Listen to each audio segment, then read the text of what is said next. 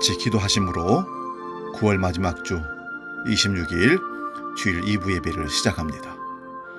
살아계신 아버지 하나님, 지난 한 주간은 추석 명제를 우리에게 주시고 그동안에 만나지 못했던 친척들과 가족들과 이웃들을 만날 수 있도록 여건과 시간을 허락해 주셨음을 감사합니다. 이제 재충전하고 새로운 또 남은 하반기 삶을 살아갈 때에 하늘 은총으로 함께 해주시고 코로나를 넘어서는 믿음으로 열매 있는 신앙의 삶을 살도록 우리를 이끌어 주옵소서. 오늘도 거룩하게 구별하신 귀한 날, 저희들이 하나님 앞에 예배하기를 원합니다. 9월 한 달 동안 은혜로 여기까지 함께 하심을 또 감사드리고, 또 새로운 달을 맞이하려고 준비하는 이날, 참으로 저희들이 하나님을 전폭적으로 의지하게 하시고 영과 진리로 드리는 참 예배가 우리 가운데 일어날 수 있도록 성령이여 함께하여 주시옵소서. 예배를 방해하고 예배를 드리지 못하도록 하는 모든 여건과 환경과 사탄 마귀의 유혹을 과감하게 물리치고 하나님을 진정으로 예배할 수 있도록 우리를 붙들어 주시옵소서. 우리가 드리는 찬송은 오직 하나님만을 찬송하게 하시고, 우리가 드리는 기도와 간구는 하나님이 들으시는 믿음의 기도가 간구가 되게 하시며, 우리가 드리는 헌신과 헌물은 향기로운 예물이 되어 하나님만 흠양할 수 있는 복된 예물 되도록 역사하여 주시옵소서. 예배를 온전히 주님께 통째로 의지하오며 예수님의 이름으로 기도하옵나이다. 아멘.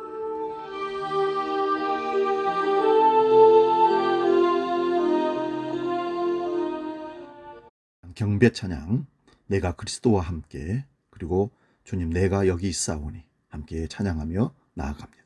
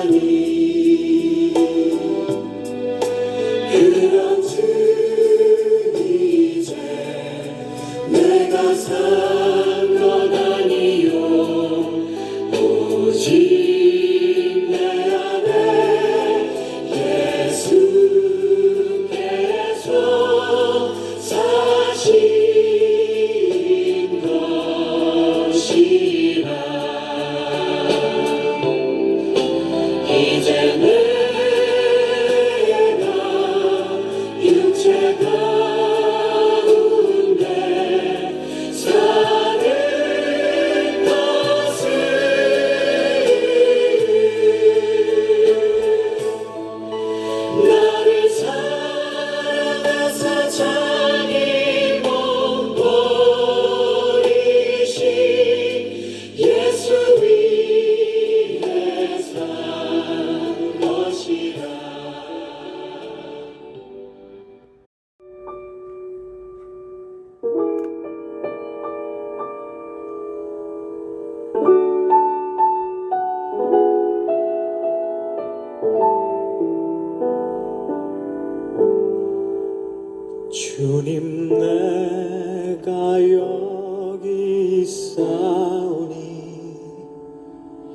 나를 보내소서.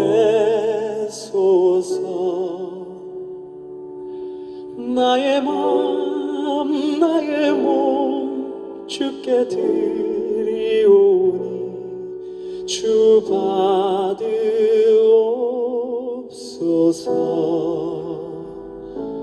주님 내가 여기 있사오니 나를 써주소서.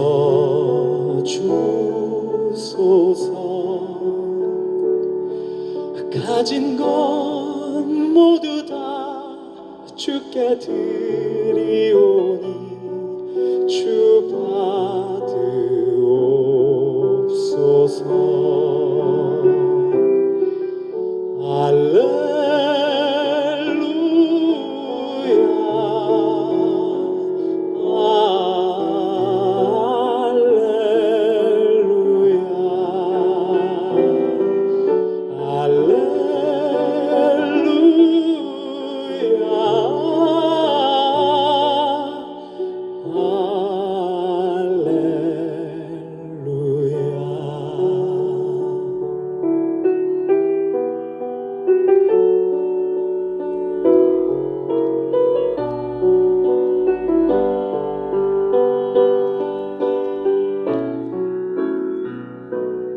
주님 내가 여기 있사오니 나를 보내소서. 나의 맘 나의 몸 주께 드리오니 주 받으옵소서.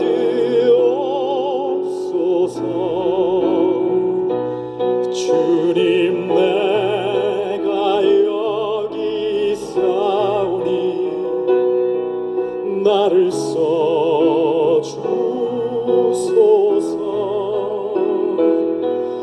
가진 건 모두 다 주께 드리오니 주 받으옵소서.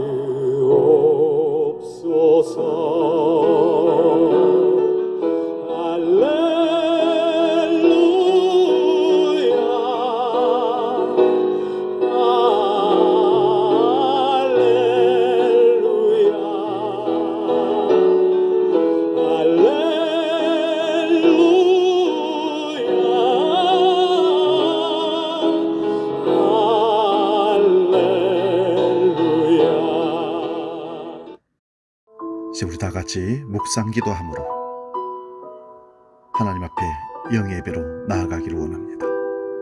사모함으로 기도하며 나아갑니다. 기도하겠습니다.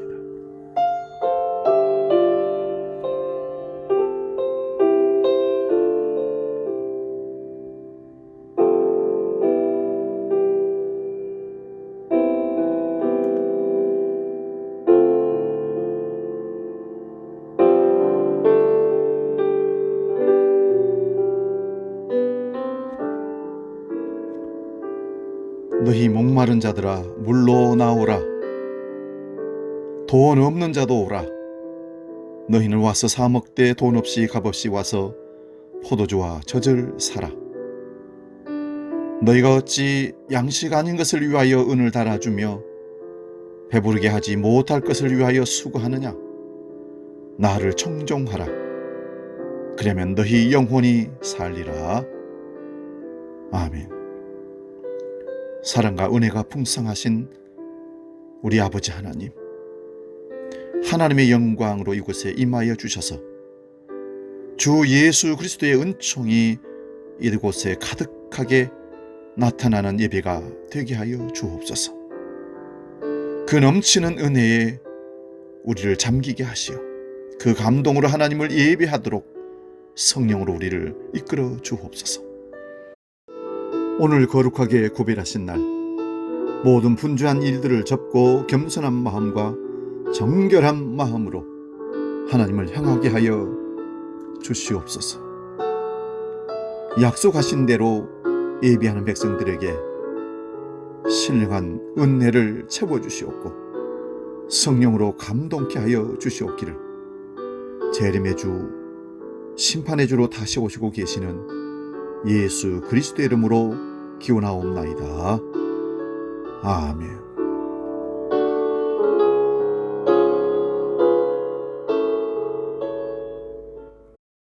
우리 계속해서 기도합니다. 한 주간의 삶을 돌아보면서 하나님과 사람 앞에 지었던 죄와 허물을 고백하는 정직한 참회의 기도를 하나님 앞에 드리기를 원합니다. 하나님께서는 우리를 용서해 주시려고 오늘도 우리를 부르셨습니다. 그 앞에 감춤이 없이 진실하게 우리 허물과 죄를 고백하는 참회의 기도를 드립니다. 기도하겠습니다.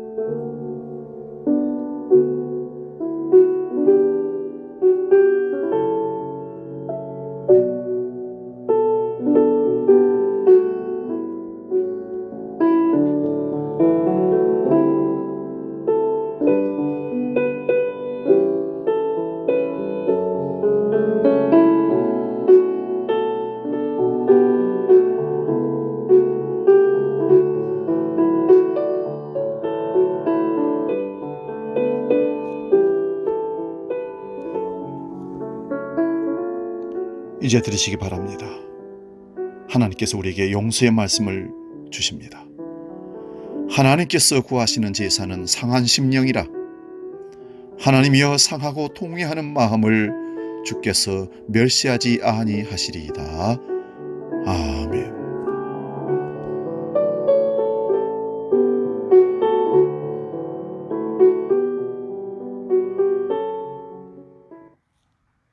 우리 죄를 용서해 주신 하나님 앞에 사도신경으로 신앙 고백합니다. 나는 전능하신 아버지 하나님, 천지의 창조주를 믿습니다. 나는 그의 유일하신 아들, 우리 주 예수 그리스도를 믿습니다. 그는 성령으로 잉태되어 동정녀 마리아에게서 나시고 본디오 빌라도에게 고난을 받아 십자가에 못 박혀 죽으시고 장사된 지 사흘 만에 죽은 자 가운데서 다시 살아나셨으며 하늘에 오르시어 전능하신 아버지 하나님 우편에 앉아 계시다가 거기로부터 살아있는 자와 죽은 자를 심판하러 오십니다. 나는 성령을 믿으며 거룩한 공교회와 성도의 교제와 죄를 용서받는 것과 몸의 부활과 영생을 믿습니다. 아멘. 우리 찬송가 321장 날 대속하신 예수께 함께 찬송하고 말씀 봉독하고 말씀 상고합니다.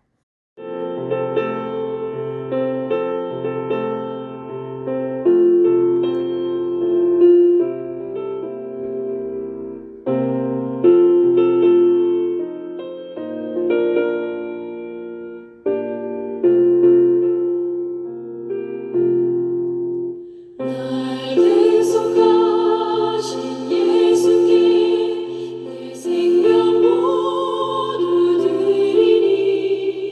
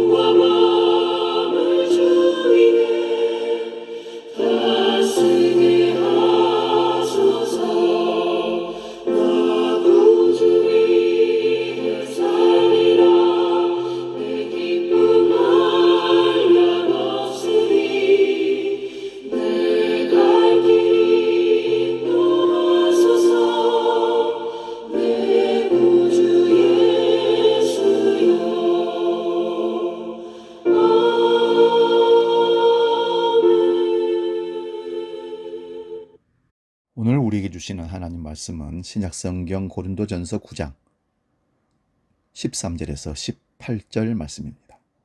신약성경 273면에 있습니다. 고린도전서 9장 13절에서 18절 말씀 봉독할 때에 살아계신 주님의 음성을 들을 수 있기 바랍니다. 봉독합니다. 성전의 일을 하는 이들은 성전에서 나는 것을 먹으며 제단에서 섬기는 이들은 제단과 함께 나누는 것을 너희가 알지 못하느냐? 이와 같이 주께서도 복음 전하는 자들의 복음으로 말미암아 살리라 명하셨느니라. 그러나 내가 이것을 하나도 쓰지 아니하였고 또 이 말을 쓰는 것은 내게 이같이 하여 달라는 것이 아니라 내가 차라리 죽을지언정 누구든지 내 자랑하는 것을 헛된 대로 돌리지 못하게 하리라. 내가 복음을 전할지라도 자랑할 것이 없음은 내가 부득불할 일임이라. 만일 복음을 전하지 아니하면 내게 화가 있을 것이로다.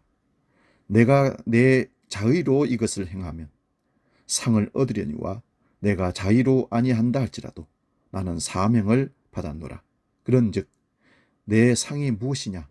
내가 복음을 전할 때에 값없이 전하고 복음으로 말미암아 내게 있는 권리를 다 쓰지 아니하는 이것이로다. 아멘. 오늘 봉독한 말씀으로 저는 생존인과 사명인간 제목을 붙이고 말씀을 상고하면서 은혜를 나누고자 합니다. 생존인가 사명인가. 여러분은 지금 무엇에 또는 누구에게 헌신하고 있습니까? 헌신의 대상이 무엇이며 누구입니까? 그걸 알아야 하는 이유는 그게 바로 여러분의 사명이기 때문에 그렇습니다. 사도 바울은 복음에 헌신했으므로 그의 사명은 복음 전하는 일입니다. 어떤 사람들은 축구나 야구에 헌신합니다. 그런 사람의 사명은 축구나 야구입니다. 또 어떤 사람은 음악이나 등산에 헌신하면 음악이나 등산이 그 사람의 사명입니다. 그런데 요즘 돌아가는 세상의 모습을 보면 더 심각한 문제가 있습니다. 사명이 무엇인지 묻기도 어렵다는 것입니다. 아예 헌신의 대상이 없다고 생각하기 때문입니다. 사명이 무엇이냐고 물어보면 그냥 웃기만 합니다. 한 번도 사명에 대해서 생각해 본 적이 없다고 합니다. 그런 사람은 사는 이유를 모르는 사람입니다. 그런데 종종 엉뚱한 곳에 헌신한 사람이 있습니다. 어떤 사람은 쾌락에 헌신하고 어떤 사람은 도박에 헌신하고 어떤 사람은 투기에 헌신하고 어떤 사람은 맹목적으로 자녀라는 우상에 헌신합니다. 그러면 그들의 사명은 쾌락이요 도박이요 투기요 우상 숭배인 것입니다. 사명은 다른 사람을 위한 헌신이지 자기를 위한 헌신이 아닙니다. 따라서 이런 사명은 잘못된 사명이요 잘못된 헌신입니다. 지금 이런 현상을 비유한 예화가 하나 있습니다. 어느 학교 한 교장 선생님이 학생들에게 운동장을 열심히 뛰라고 시켰습니다. 해서 학생들이 열심히 뛰기 시작합니다. 그런데 좀 뛰다가 똑똑한 한 학생이 교장 선생님께 찾아와서 묻습니다. 교장 선생님, 왜 우리가 지금 뛰어야 하나요? 그러자 교장 선생님이 기왕 뛰는 것 남들보다 앞장서서 뛰어야 하지 않겠니? 하면서 힘껏 뛰라고 학생들을 더 몰아붙입니다. 학생들이 한참 뛰다가 보니까 또 우아한 생각이 들었습니다. 그래서 다시 와서 교장 선생님이 또 묻습니다. 우리가 언제까지 교장 선생님 뛰어야 합니까? 그러자 교장 선생님이 이렇게 대답합니다. 죽을 때까지 열심히 뛰어야 된다. 이것이 우리들의 인생이라는 것입니다. 남보다 앞서기 위해서 뛰었고 계속해서 달리기는 했는데 그 정확한 이유를 나도 모르는 겁니다. 지금 어른들이 되신 분들은 다 이런 과정을 거쳐서 여기까지 왔습니다. 중고등학교 때 열심히 공부하고 또 공부했습니다. 그런데 왜 공부를 열심히 해야 되는지 그 이유에 대해서는 선생님께 들은 바가 없습니다. 물어보면 대답은 안 하고 기왕 공부하는 것 남들보다 더 잘해야 되지 않겠니? 그리고 언제까지 그렇게 공부해야 됩니까? 라고 물으면 죽을 때까지 사람은 공부해야 된단다. 죽음의 수용소라는 책을 쓴 빅터 프랭클린은 이런 말을 했습니다. 존재의 목적과 의미를 모를수록 사람은 과속력을 낸다. 더 빨리 가려고 속력을 낸다는 것입니다. 가령 바쁜 사람들을 한번 보시기 바랍니다. 생각이 없고 헌신의 대상이 누군지 모르니까 허둥대기만 하지 사실은 아무 내용이 없습니다. 그러나 헌신의 대상이 무엇인지 아는 사람은 뭘 해야 될지를 알기 때문에 집중할 것과 버려야 될 것을 구분할 줄 압니다. 그래서 오히려 더 차분하고 여유가 있습니다. 그러나 모르는 사람은 더 바쁩니다. 여러분, 공부 잘하는 사람은 시험대가 다가오면 오히려 차분해집니다. 그런데 공부 안 하고 못하는 사람은요, 굉장히 바쁩니다. 분주합니다. 책을 앞페이지부터 뒷페이지까지 막 정신없이 넘기면서 읽습니다. 그런데 공부 잘하는 사람은요, 자기가 잘 모르는 페이지만 집중해서 봅니다. 그렇듯이 인생의 목적이 무엇인지 모르는 사람은요, 가속을 더 내게 되어 있습니다. 생각이 없으니까 이리 몰리고 저리 몰려서 바쁜 것입니다. 부재의 능력이라는 말이 있습니다. 부재의 능력. 즉, 없을 때 더 힘을 느끼는 그런 힘을 부재의 능력이라고 합니다. 없음으로 인해서 더 크게 얘기할 수 있는 능력이 있습니다. 일제 치하에서 신사참배했던 목사님들을 두 종류로 나눌 수가 있습니다. 하나는 신사참배를 하고 감옥에 안 들어가는 목사님이 있었고, 하나는 신사참배를 안 하고 감옥에 끌려 들어가신 분들이 있었습니다. 감옥에 안 들어가신 분들은 설교도 할 수 있었고 양떼들을 목양을 돌볼 수 있었을 것입니다. 주일 강단을 지키면서 교회는 안정을 유지할 수 있었을 것입니다. 하지만 감옥에 들어가서 주일에 설교를 못하는 목사님의 교회는 아마도 목사의 부재가 더 강력한 설교가 되지 않았을까 저는 생각해 봅니다. 기도가 더 뜨거워지고 교회가 오히려 하나가 되어 하나님께 집중하였을 것입니다. 이것이 부재의 능력입니다. 우상숭배를 할 수 없었기 때문에 목숨을 걸고 신사참배를 안 하고 잡혀 들어가서 주일날 텅 빈 강단을 보여주는 것이 오히려 더 절절한 메시지가 되어 성도들을 하나로 모으는 힘이 된 것입니다. 사람이 있어서 말하는 사람이 있고 없음으로 말하는 사람이 있습니다. 어머니가 안 계셔 봐야 어머니의 힘을 더 강하게 느낄 수 있고, 아버지가 없어져 봐야 아버지의 힘을 느끼는 것 같습니다. 정말 가치 있는 인생은 없어도 말하는 법입니다. 우리 주님은 십자가로 인류 대속을 위해 죽으심으로 말미암아 오늘 우리에게 더 강력한 복음을 말씀하고 계십니다. 이것이 죽었어도 말하는 분, 우리 주님이십니다. 이렇게 진짜 사명자는 부재의 능력이 있습니다. 여러분, 하나님이 우리에게 주신 은사는 사명과 항상 직결됩니다. 우리 각자에게 주신 은사와 별개의 사명을 주시지 않았습니다. 즉, 우리의 사명은 우리의 은사대로 사는 것입니다. 그러므로 은사를 사명으로 여기고 그 결대로 살아가면 우리 인생은 억지로 살지 않고 즐겁고 행복하게 살 수 있습니다. 하지만 생존의 목적으로 살려고 하면 좀 더 잘 먹고 좀 더 잘 입고 좀 더 편하게 살고자 하는 방향으로 삶이 매이게 됩니다. 그래서 거기를 쫓아가게 되는 것이죠. 여러분, 생존을 위해 사는 것보다 사명으로 사는 것이 그 삶이 가치가 있고 더 행복한 삶입니다. 여러분, 사명이 없으면 더 훨씬 홀가분하고 쉽게 살 것 같지요? 그렇지 않습니다. 사명 없이 사는 것이 더 힘듭니다. 먼저 사명은 사랑과 비슷한 면이 있습니다. 무슨 의도를 가지고 하는 것이 아니라 자기도 모르게 그 대상에게 빠져 들어가는 것입니다. 사랑하는 사람은 잊으려고 해도 잊혀지지 않는 것이 사랑입니다. 잊으려고 했더니 잊혀졌다면 그러면 그건 사랑이 아니었습니다. 헤어지고 나니까 시원하다. 그건 사랑이 아닙니다. 하고 싶어서 하는 게 아니라 뭔가 나도 모르게 그 대상의 매력에 이끌려 사랑하는 것입니다. 그래서 절대로 거기서 손을 못 놓는 것. 그게 바로 사랑과 사명의 공통점입니다. 여러분, 적어도 사명이라면 거기엔 어떤 방해나 난관이나 비판이 있더라도 뚫고 나아갑니다.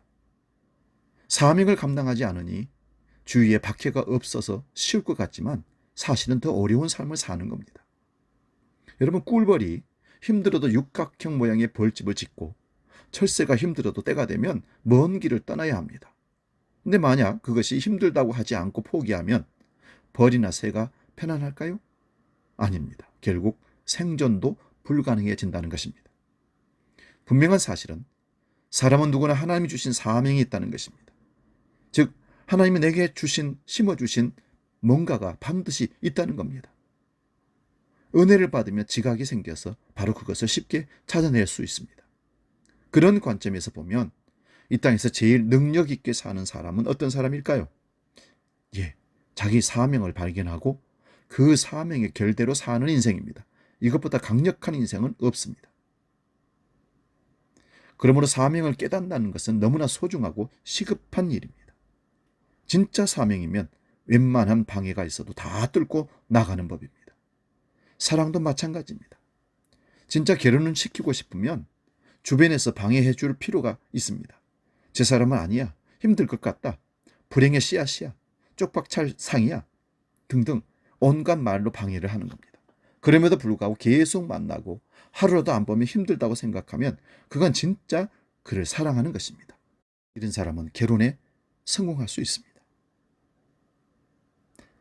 그래서 사랑 또는 사명은 환경과 관계없이 내가 걸어갈 수밖에 없는 그 길을 말합니다. 이 세상에는 생존을 위해 사는 사람과 사명으로 사는 사람이 있습니다. 그렇다면 먼저 생존을 위해 사는 사람은 어떤 사람일까요?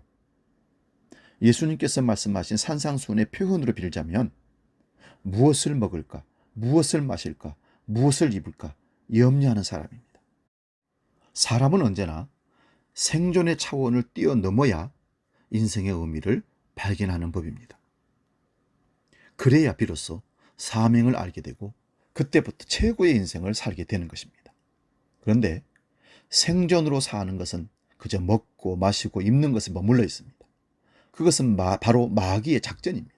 마귀는 우리로 하여금 평생 생존에 매달려 살도록 유도합니다. 우리 모두가 얼마나 오랫동안 이 문제에 시달려 왔습니까? 어쩌면 우리는 이런 사실조차도 모르고 살아왔는지도 모릅니다. 오늘 우리는 이 문제에 대해 심각하게 고민해야 합니다. 앞으로도 생존으로 살려고 한다면 이것은 교회 문을 나서자마자 당장에 우리를 괴롭힐 것이기 때문입니다. 먼저 이 문제에 있어서 분명히 목박아 둡니다. 예수님 말씀에 의하면 생존은 하나님의 책임입니다. 절대로 우리 책임이 아닙니다. 그런데 우리는 어리석게도 생존의 책임이 자신에게 내게 있는 줄을 압니다. 그래서 흔한 얘기로 다 막 먹고 살려고 하는 일이야 이렇게 말합니다. 예수님은 그렇지 않다는 겁니다. 먹이시고 마시고 입히는 것은 우리의 일이 아니라 하나님의 소관의 일이라는 겁니다. 마태복음 6장 26절 말씀 봅니다. 공중의 새를 보라, 심지도 않고 거두지도 않고 창고에 모아들이지도 아니하되 너희 하늘 아버지께서 기르시나니 너희는 이것들보다 귀하지 아니하냐. 또 마태복음 6장 28절에도 또 너희가 어찌 의복을 위하여 염려하느냐. 들의 백합화가 어떻게 자라는가 생각하여 보라. 수고도 아니하고 길쌈도 아니하느니라. 여러분, 백합이 얼마나 이쁘고 향기롭습니까? 그런데 그 백합도 자기가 수고해서 아름다운 것, 향기로운 것이 아니라는 것입니다. 하나님의 친히 입히시고 기르신 것이기 때문에 그렇습니다. 그렇게 새와 백합도 먹이시고 입히시는 분이 우리를 굶기시고 벌거벗고 살게 하시겠습니까? 다시 말씀드립니다. 생존은 하나님의 책임입니다. 생존은 하나님의 영역이지 우리의 영역이 아닙니다. 그래서 생사화복, 죽고 사는 문제, 이 모든 문제가 하나님께 있습니다. 이것이 오늘 우리가 사명으로 살기 위해 통과해야 할 첫 번째 관문입니다. 히브리서 11장 6절을 봅니다. 믿음이 없이는 하나님을 기쁘시게 하지 못하나니 하나님께 나아간 자는 반드시 그가 계신 것과 또한 그가 자기를 찾는 이에게 상 주시는 이심을 믿어야 할지니라. 아멘. 하나님이 살아 계셔서 그분이 우리 삶을 강권적으로 이끄신다는 그 믿음만 우리가 하나님께 드린다면 하나님은 오케이 일하신다는 겁니다. 자기를 찾는 자에게 상 주신다는 말씀, 바로 이런 말씀입니다. 삶 속에서 그런 믿음의 시작은 바로 생존은 하나님의 영역이라는 것을 믿는 데서 출발합니다. 여러분, 하나님을 기쁘시게 하고 싶습니까? 하나님이 친히 나를 위해 일하기를 원하십니까? 정말 사명으로 사시고 싶습니까? 그렇다면 먼저 믿어야 할 것은 생존은 내 소관이 아니라 하나님 소관이라는 것을 믿으시기 바랍니다. 믿음의 사람은 생계 문제, 생존을 훌쩍 뛰어넘어야 합니다. 인간이 타락하여 에덴에서 쫓겨난 이후에 우리는 내가 나의 주인이 되어서 이 땅에서 생존하기 위해 많은 수고를 합니다. 하지만 그런 것보다 하나님이 은혜로 주신 것이 우리를 더 풍성하게 한다는 사실을 믿으시기 바랍니다. 우리가 현재 누리고 있는 것들은 다 하나님이 주신 것입니다. 아무 수고도 안 했는데 다 공짜로 받은 것입니다. 물, 공기, 그 어떤 모든 것들. 그런데 그 공짜로 받은 게 우리가 수고해서 얻은 것보다 100배나 더 1000배나 더 낫다는 것입니다. 예를 들어 우리의 치아를 아무리 금이나 귀한 백금으로 쌌다 할지라도 원래 하나님이 주신 이보다 좋지 않다는 것입니다. 공짜로 얻은 목숨, 공짜로 얻은 건강, 공짜로 얻은 가족, 공짜로 얻은 재능, 이런 것들이 돈 주고 산 것보다 훨씬 더 좋은 것입니다. 여러분, 좋은 것들은 은혜로 하나님이 주신 것이지 돈 들어간 게 아니라는 것입니다. 인위적인 가공이 들어간 것이 아닙니다. 생존은 하나님께 달린 것이지 인간에게 달려있는 것이 결코 아닌 것을 여기서도 발견할 수 있습니다. 이것이 산상수훈의 이러한 위대한 선언입니다. 하나님은 우리 모두에게 생존에 필요한 것들 이미 다 주셨습니다. 그런데 쓸데없이 더 추구하는 것은 탐욕적인 인생과 다름이 없습니다. 그래서 지금 우리가 할 일은 내 사명을 빨리 깨닫고 그 사명을 위해 뛰는 일입니다. 생존은 지금 당장이라도 벗어날 수 있습니다. 왜냐하면 생존은 하나님께 달린 것이고 하나님의 소관이기 때문입니다. 부디 그런 믿음을 가지시고 이 생존의 단계를 뛰어넘는 저와 여러분 되시기를 주의 이름으로 축원합니다. 원래 사도 바울은 좀처럼 자기의 사적인 감정을 잘 드러내지 않는 분입니다. 그런데 오늘 고린도전서 본문은 감정이 굉장히 격앙되어 있습니다. 그 이유는 그의 사역을 의심하고 공격하는 소리가 점점 높아져 가고 있기 때문입니다. 잘 아시다시피 원래 그는 예수님의 직제자가 아니었습니다. 하지만 다메섹 도상에서 부활하신 예수 그리스도를 영으로 만난 후로는 온통 복음을 전하는 일에만 힘을 쏟았습니다. 오늘 이 고린도전서 이 편지의 수신자도 고린도 교인들입니다. 고린도 교회는 바울과는 각별한 관계였습니다. 사도 바울은 어디서든 아무리 길어도 3달 이상 머문 적이 없는데 이 고린도 교회에서만큼은 무려 1년 반을 체류하면서 개척하고 그들을 양육했던 것입니다. 원래 목자는 그가 섬기는 자들로부터 생계 지원을 받을 수 있었습니다.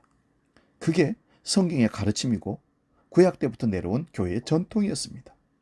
지금 고린도 교회는 교회 재정이 넉넉해서 다른 교회 지도자들을 물질적으로 돕고 있었기에 고린도 교회 개척자 바울을 그 이상의 지원과 대접을 할 수 있었지만 바울은 그들에게 재정적 부담을 주지 않았습니다. 왜냐하면 복음을 더 잘 전해 보고자 하는 열망 때문이었습니다. 오늘 본문 9장 14절 보면 고린도 교회로부터 재정 지원을 받을 수 있었지만 그러나 그는 손수 천막을 짜고 만들어서 그것을 팔아서 그것으로 생계를 꾸려갔던 것입니다. 오늘 말씀은 이런 상황을 고린도 교인들에게 솔직히 편지로 토로하는 겁니다. 그런데 어느 순간에 이 모든 일에 대해서 감정이 북받쳐 올라왔나 봅니다. 인간적으로 생각하면 더 이상 복음 전하는 일도 하고 싶지 않고 물질에 어려움 당하는 것도 없었으면 좋겠다는 겁니다. 그러면서 정말 안타까운 심정으로 본문 9장 15절에서 고린도 교인들에게 이렇게 말합니다. 그러나 내가 이것을 하나도 쓰지 아니하였고 또 이 말을 쓰는 것은 내게 이같이 하여 달라는 것이 아니라 내가 차라리 죽을지언정 누구든지 내 자랑하는 것을 헛된 대로 돌리지 못하게 하리라. 내가 여러분에게 단 한 번이라도 물질도 도와달라고 한 적도 없었고, 또 지금 이런 얘기를 하는 게 앞으로는 여러분들이 좀 도와줬으면 바라고 그런 얘기하는 것이 아니라는 겁니다. 그 이유는 복음을 전하는 것은 나의 자랑이고 특권인데, 그 일을 어떻게 돈 또는 그 위에 다른 것 때문에 영향을 받을 수 있느냐는 말입니다. 나는 죽으면 죽었지 그렇게는 못하겠다는 말입니다. 오늘 본문 9장 16절 18절에 과거 개역판 성경에는 죽을지언정 다음에 말 없음표가 나옵니다. 점점점. 이게 무슨 뜻일까요? 이렇게 복음을 위해 애쓰고 있는 자기를 이해 못하고 공격하고 비판하고 오해하는 데 대해서 안타까움과 억울함을 털어놓는 겁니다. 그래서 이런 것 저런 것 생각하면 복음을 전하고 싶지 않지만 그럴 수 없다는 겁니다. 그래서 본문 16절 17절 고백을 다시 한번 봅니다. 내가 복음을 전할지라도 자랑할 것이 없음은 내가 부득불할 일임이라.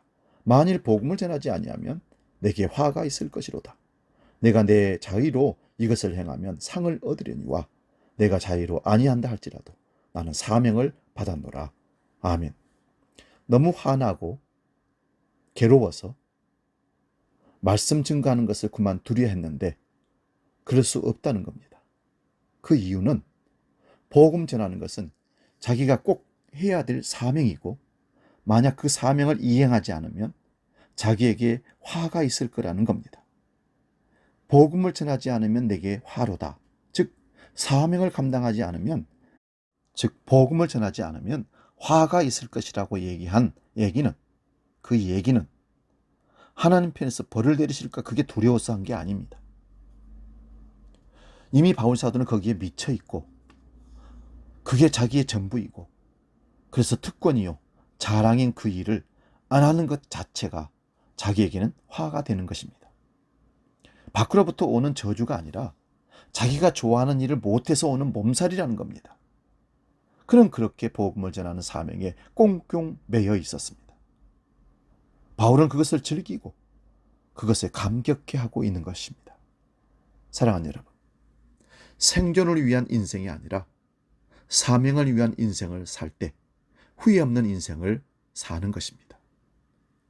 사명의 삶에 인생을 걸고 가치 있는 그리스도인의 삶을 살아갈 수 있기를 주의 이름으로 축원드립니다. 우리 찬양, 사명, 주님이 홀로 가신 길 찬양하고 기도하고 마치겠습니다.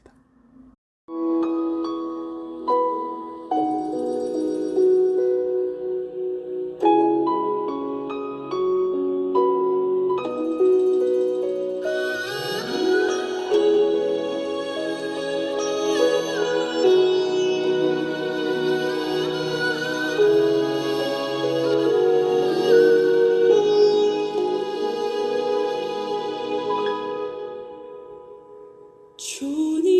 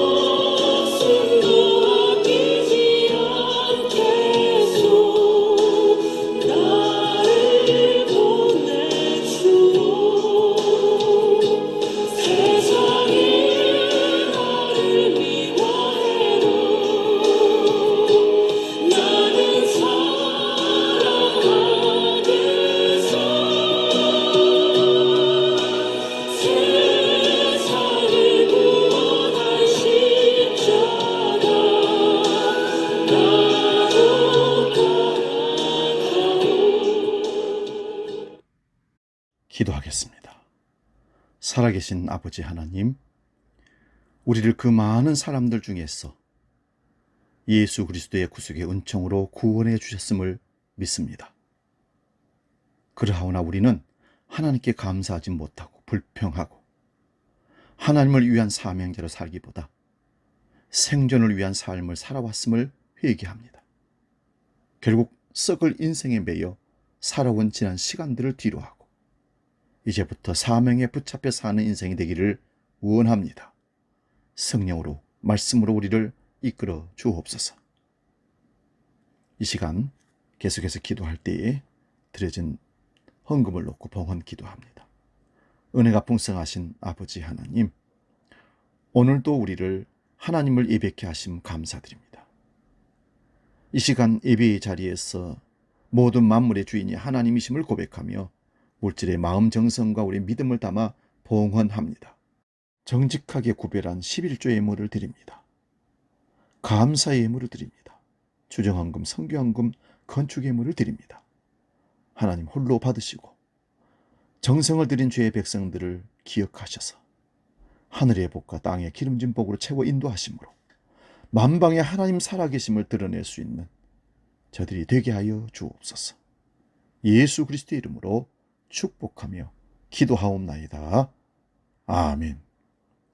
우리 찬송가 317장 부르면서 봉헌 드리겠습니다.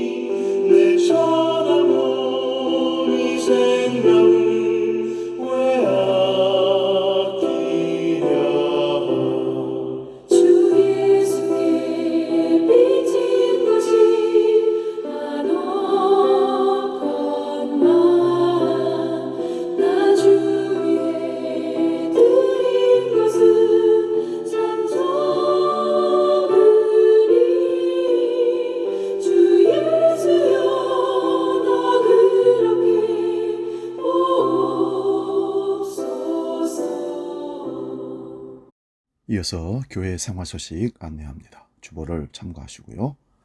추석 명절 잘 보내셨습니까? 늘 건강하시고 좋은 소식 늘 서로 교통했으면 참 좋겠습니다. 힘내시고요.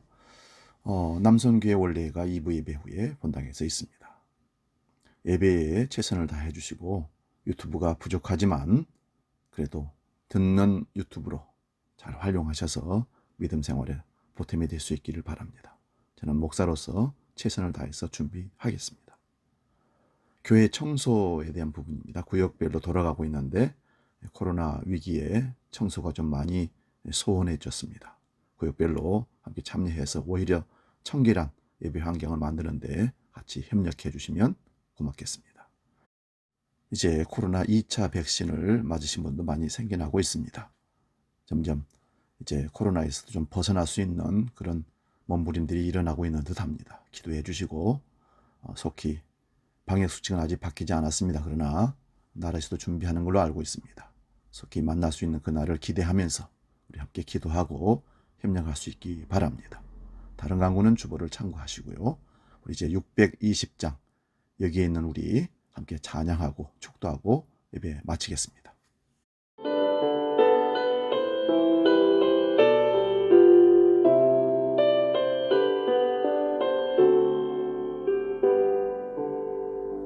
여기에 모이면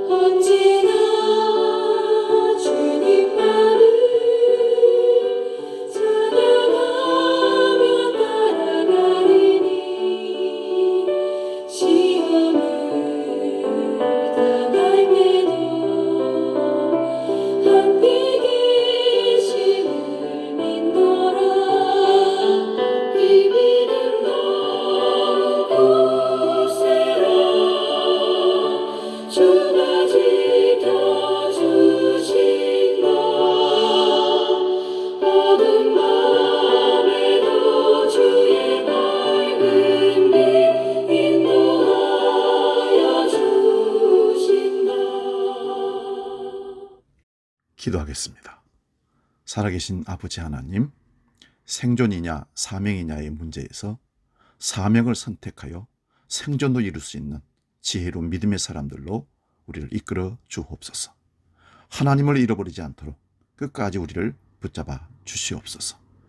이제는 우리 주 예수 그리스도의 은혜와 아버지의 크신 사랑과 성령 하나님의 도우시고 인도하시는 역사가 사명에 살고 사명에 죽기로 결단하며 믿음 지켜 승리하기를 원하는 우리 주한 모든 성도들 머리 위에, 믿음의 식구들 위에, 나아가는 미래 위에 영원히 함께 계시기를 간절히 축원하옵나이다. 아멘.